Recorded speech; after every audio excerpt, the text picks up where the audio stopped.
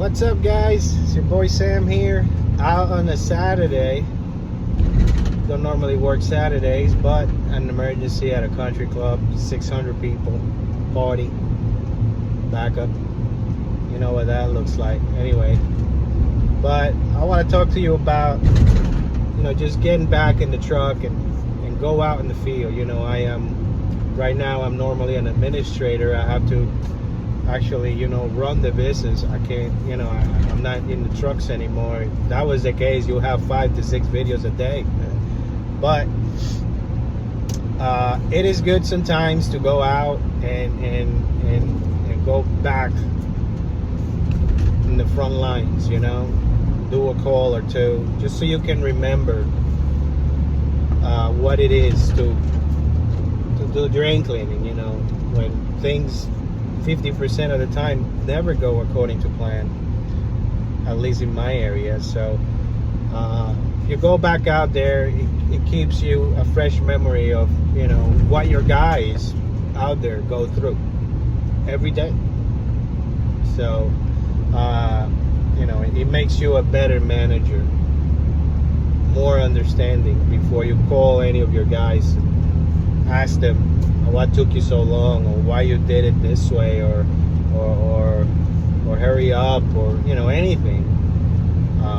If you go back out, you can be reminded of the frustrations of drain cleaning. When you're dealing with this stuff, feces and cables binding and things splashing in your face, and jetters getting stuck, and just those things. Like, it's not it's not a dream.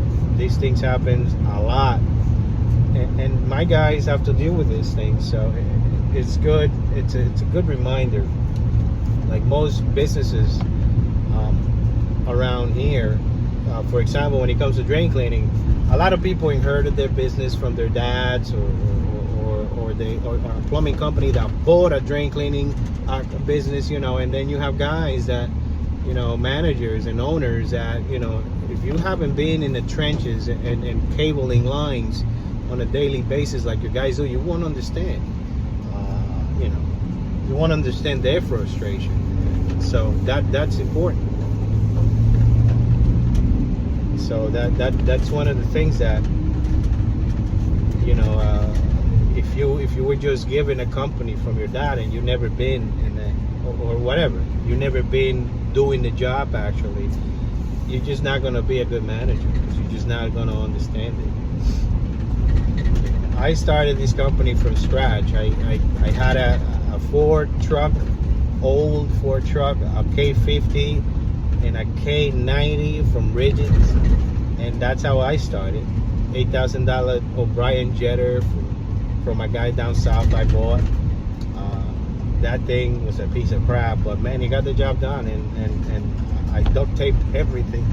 There was more leaks in that thing than the Iraqi Navy, but hey, made it, and thank God. It's just, I understand what it's like to be out in the field and have things break and not work the way they should out there.